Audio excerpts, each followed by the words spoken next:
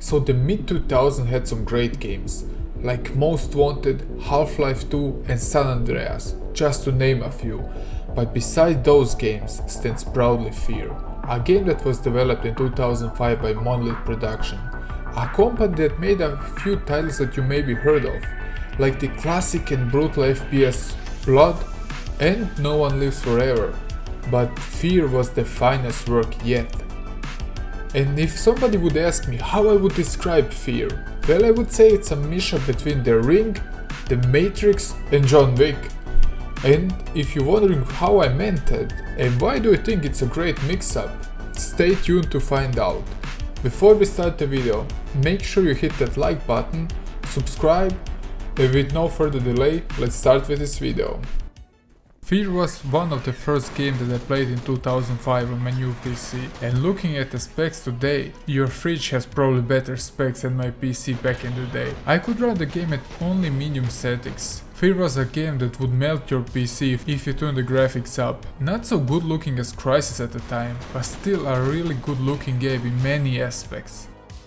Like for the most FPS games, the story isn't a selling point, it's mainly based on the gameplay segment. But I will still give you a small summary of the story, but this time with no spoilers. The USA government created a special task forces assigned to fight against paranormal activity called F.E.A.R, what translates to First Encounter Assault Recon. In the opening movie you see Paxton Fettel, a mind freak who with the help of a little ghost girl in a red dress escapes. By the way, the girl resembles the girl from The Ring. What made the whole game even scarier for me and gave me many sleepless nights as a kid. And yes, the girl stalks you through the whole game.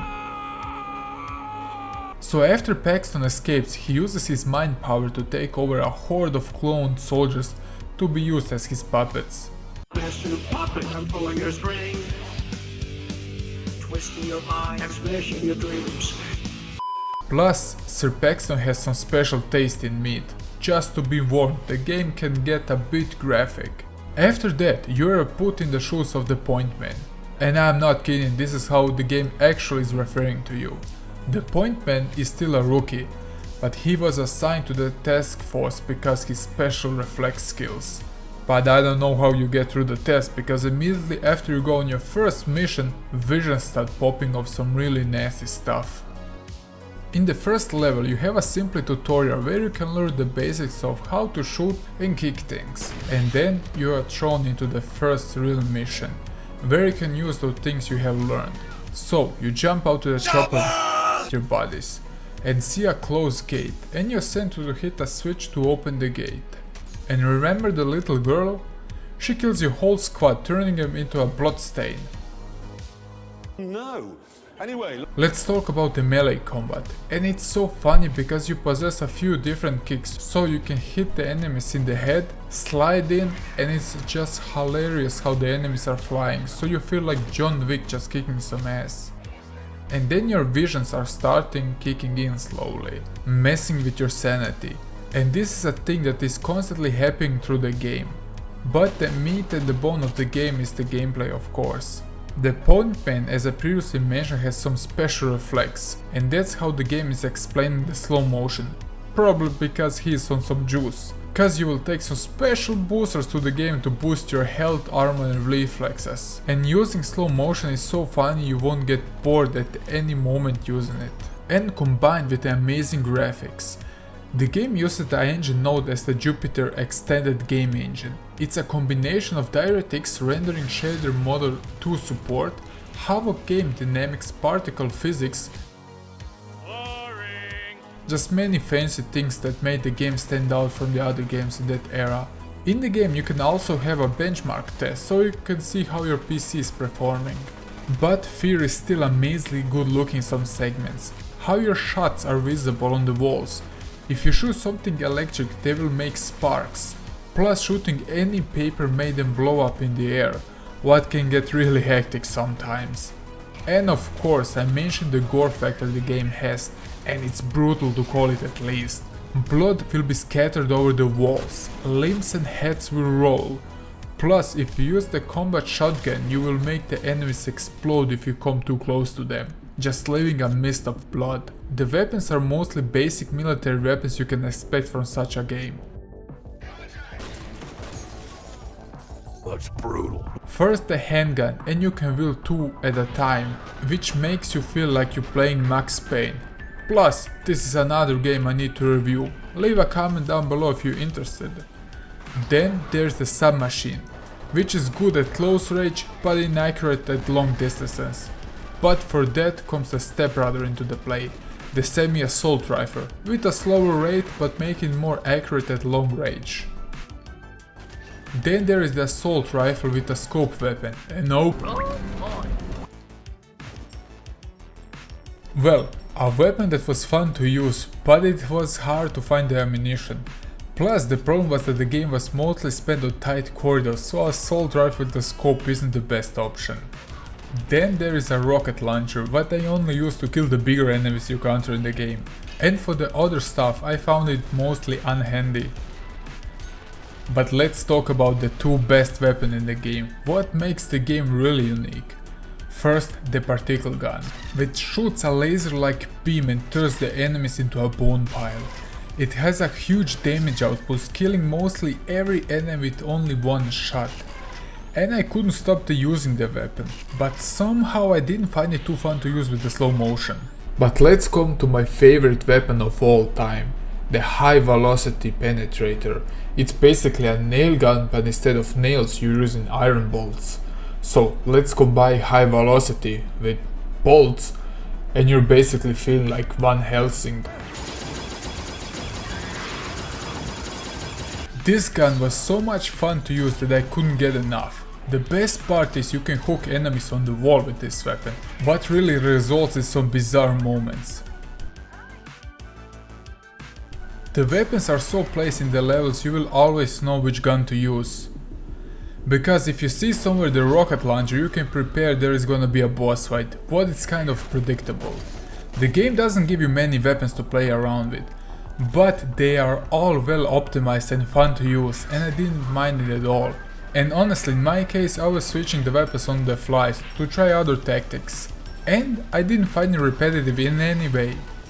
The enemy types aren't that varied, you will encounter low and high tier enemy soldiers, the only difference is the damage they can absorb. And from time to time they wield stronger weapons.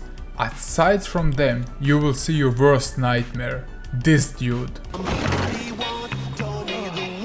This armored guy has the same nail gun and he tries to hang you on the wall like you're a French painting.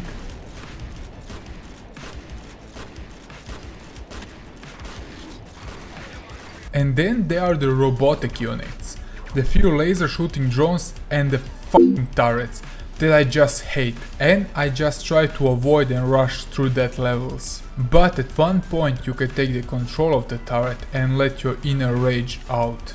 And I think I overdone it. Hell yeah. And the last robotic unit was a freaking robot, and those battles are really intense. You're trying to avoid the flying rockets heading towards you, making you really feel like you're in the Matrix.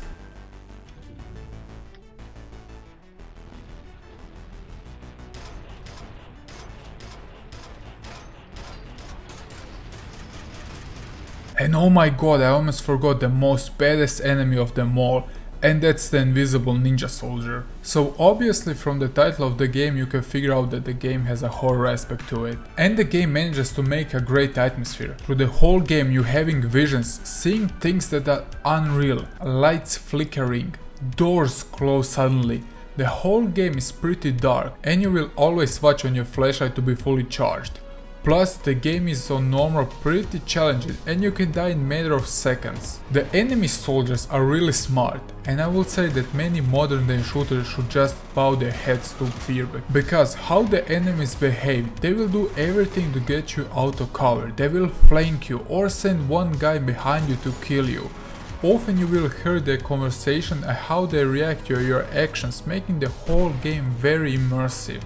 It is really stunning how did they pull that off. And I had a feeling I'm sometimes dealing with real gamers and not NPCs. I just could not give enough praises in that element, and this is one of the parts why the game stands the test of time. And another thing is that the game just doesn't spawn random enemies, but it sends a team squad to fight you. You will fight a few units at one time and move on, what gives the game a bit of realism. And the little girl Alma is following you and trying to spook you in every corner. Well, it was all sunshine and rainbows because after the 10th time I saw Alma and I wasn't surprised at all, until I got attacked by the invisible ninjas. From that moment on, when something breaks or opens, I was always on the edge. And I was in fear, no pun intended, because of the ninjas. They are very quick and can kill you in seconds. A complaint was that the horror is mostly heavily scripted, meaning if you don't look at the right time at the right spot, you may miss the horror element.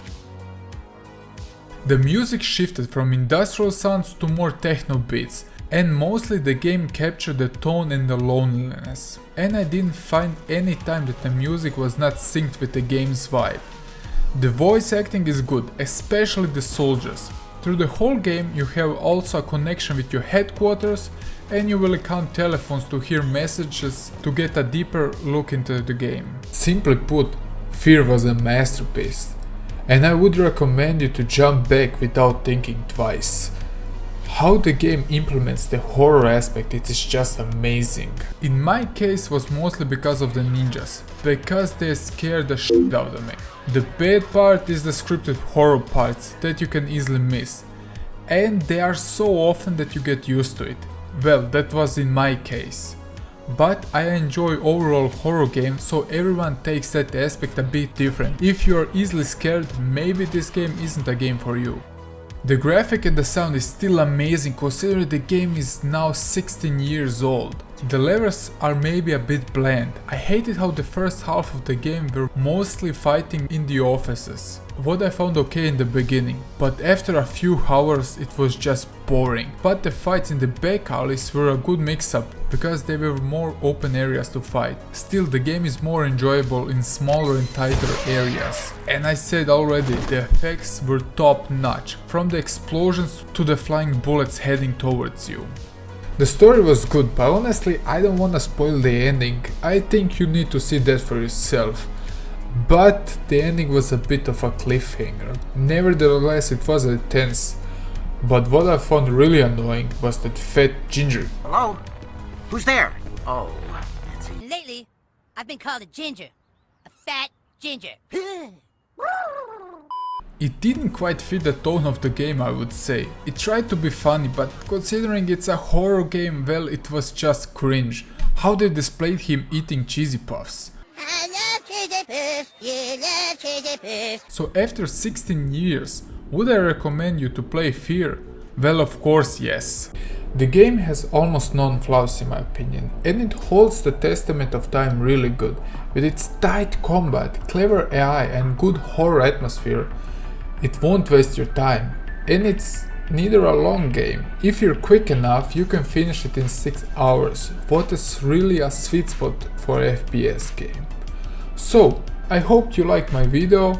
If you want to see a review of F.E.A.R 2, please leave a comment down below.